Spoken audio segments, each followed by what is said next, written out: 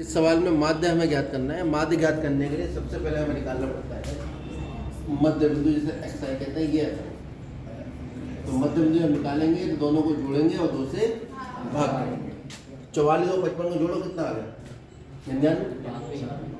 99 आया। और 99 का आधा करो, कितना आएगा? ठीक है, इन दोनों को जोड़ो, 5 और 5 10 और 6 और 5 11 और 1 12। ठीक है, कितना है? 120 का आधा करो 60। इन दोनों को जोड़ो, 5 और 10। अरे ये 44 का खाली है ना, बाकी सब इन दोनों को जोड़ोगे, 5 और 5 10 और 7 और 7 14, 140 का आधा 70। इन्हें जोड़ो, 5 और 5 10, 7 और 8 8 16 80 और ये। ठीक है, इसका हमें निकालना है क्या? माध्य। अब एक तरीका तो ये है, सीधे एफ आई गुणा एक्स आई निकाल लो और एफ आई गुणा एक्स आई निकाल के उन्हें जोड़ो और इनके जोड़ से भाग करो, कुछ नहीं।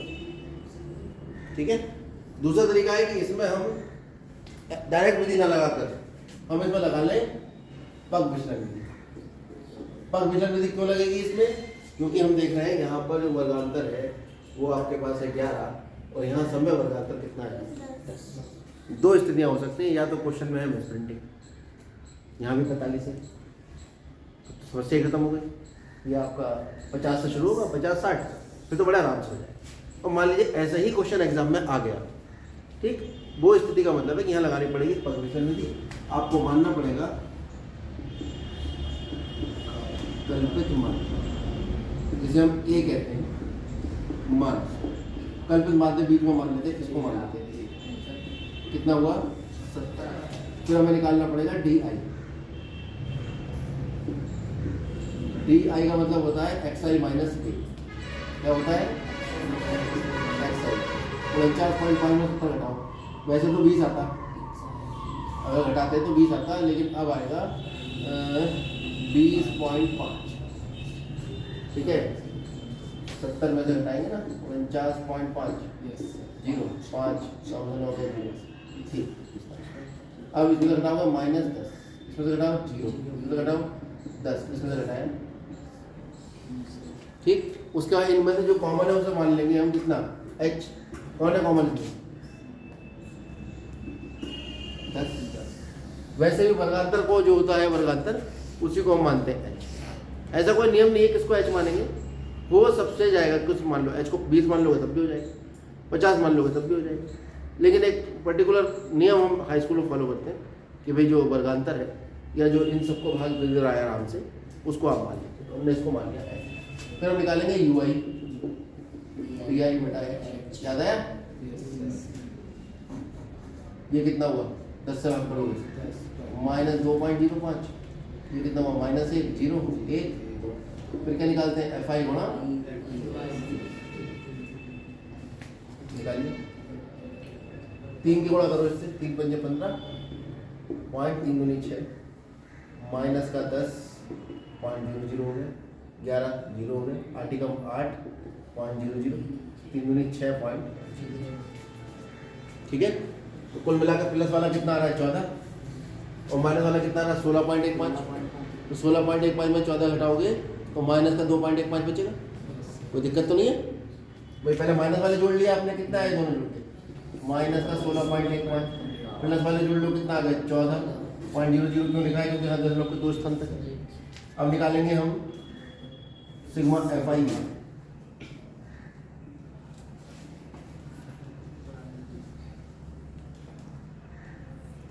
सिग्मा एफ आई माइनस का कितना? 2.15। अब हम सूत्र लगाएंगे, कौन सी विधि से?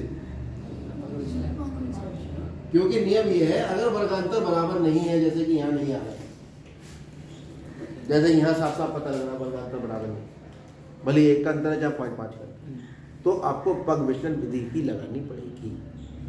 क्या किसी और विधि से करेंगे नंबर नहीं मिलेगा, क्योंकि किताब में भी यही लिखा है कि वर्गांतर बराबर ना होने की स्थिति में किस विधि का प्रयोग करना है? पग। तो पग विचलन विधि का जो माध्य का सूत्र है,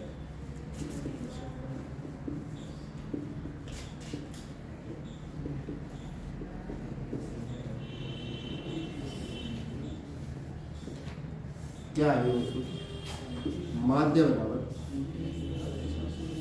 ए प्लस सिग्मा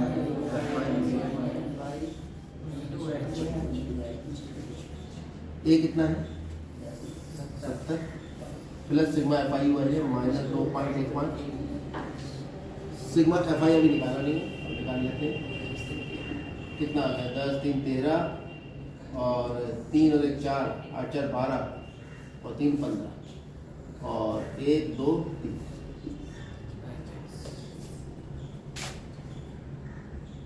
और h का मान कितना निकाला था हमने, तो ये आ गया 70 माइनस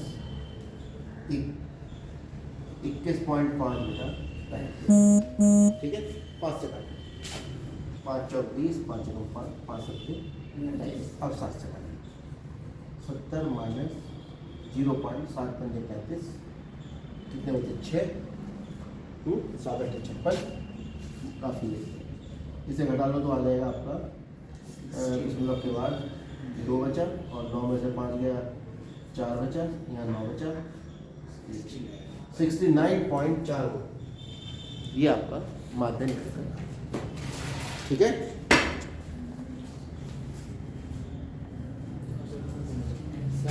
क्या हुआ? हाँ अभी बस एक ही क्वेश्चन देखो, ये 6 नंबर में आया है बच्चों वाला सवाल।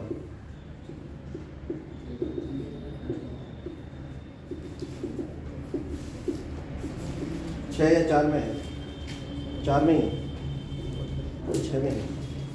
चलो छोड़ो नंबर लिखे नहीं है, आगे देखो 12 4 या 6 यानी ये विस्तृत उत्तरीय प्रश्न है। कैसे होगा? सबसे पहले तो बटे में 1 लगाओ, बिना एलसीएम लिए हल होगा नहीं। एलसीएम लेने के लिए हर समान होने चाहिए। इसके हर में कितना है x, इसके हर में कुछ नहीं था, मैंने 1 लिख लिया, ठीक। क्या मैं इसका हर x बना सकता हूँ? बिल्कुल बना सकता हूँ। अगर मैं इसे x से गुणा और x से भाग कर, मतलब दोनों अंश व हर दोनों में x से गुणा करूँ तो कितना बन गया ये x² upon x minus 3 upon x। LCM कितना आ गया इसका? ये वाला स्टेप समझ आ गया, क्योंकि इस स्टेप के बाद से ही हल होना शुरू होगा।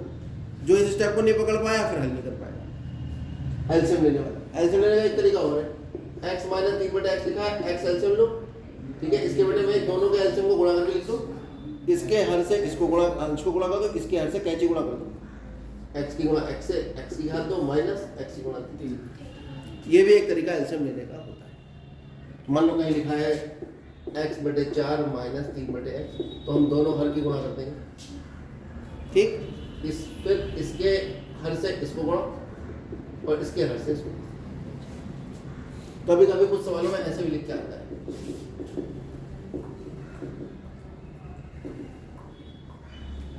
उस केस में क्या करेंगे हम? नियम वही रहेगा, इन दोनों हरों की गुणा करके एलसीएम ले लो, इसके हर से इसे गुणा प्लस इसके हर से इसे गुणा, और गुणा करते हुए ब्रैकेट जरूर लगाएं, क्योंकि अगर ब्रैकेट नहीं लगाया, जहाँ भी द्विपद होगा अंश और हर में, ठीक, आप वहाँ द्विपद लगा कर ही उसको हल करेंगे। अगर ब्रैकेट नहीं लगाया आपने तो आपका सवाल हल नहीं होगा, गलत आएगा।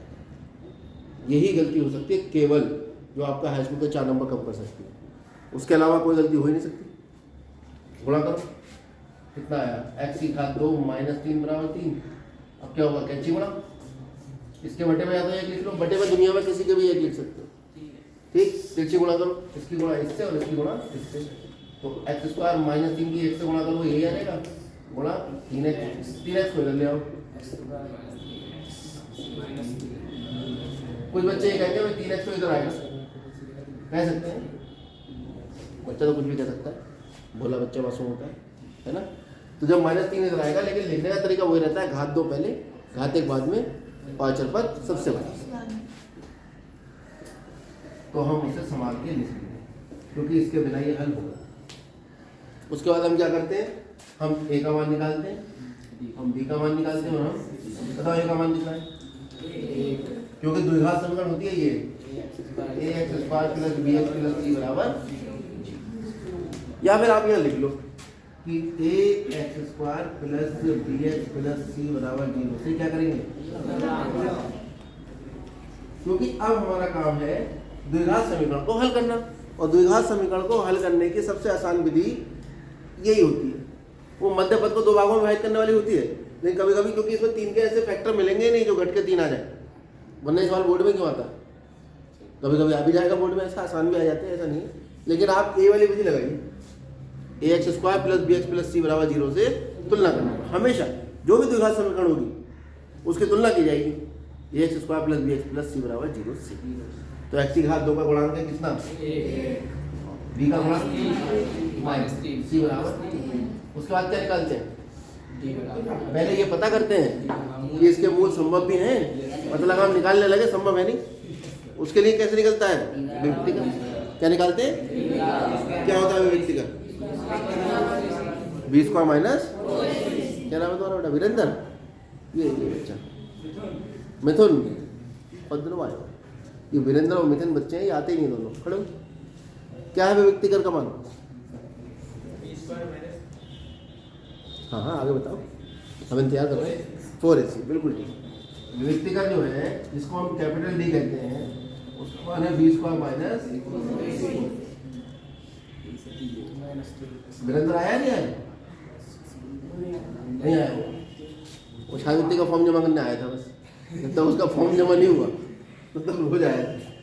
ये कितना हुआ 9 माइनस प्लस क्या किया, डी का मान कितना निकल आया,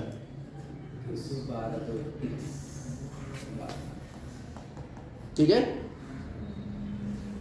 तो डी का मान निकाल दिया हमने, अब क्या करें, अब डी का मान कैसा, धनात्मक है ऋणात्मक है, इसका मतलब समीकरण के मूल ज़्यादा लिखने की आवश्यकता नहीं। अगर ऋणात्मक होता तो लिखते, मूल संभव नहीं है, अब तो मालूम है ना हल करने कह ही रहा है वो, ठीक है, तो मूल भी संभव हो गए, और डी हमें जरूरत भी होती है क्योंकि हम सूत्र भी डी वाला ही लगाते हैं, अभी समझ में आएगा। अब कौन सा सूत्र लगाएंगे, मूल ज्ञात करने हेतु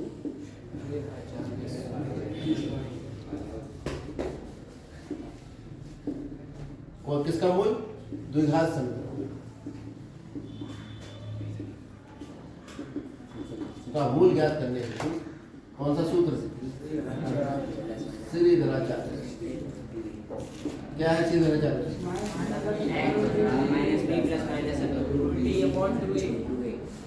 b का मान माइनस प्लस वर्गमूल d का मान 2 गुणा k का मान प्लस 3 प्लस माइनस वर्गमूल 21/2। तो एक बार प्लस का निशान ले लोगे और एक बार माइनस,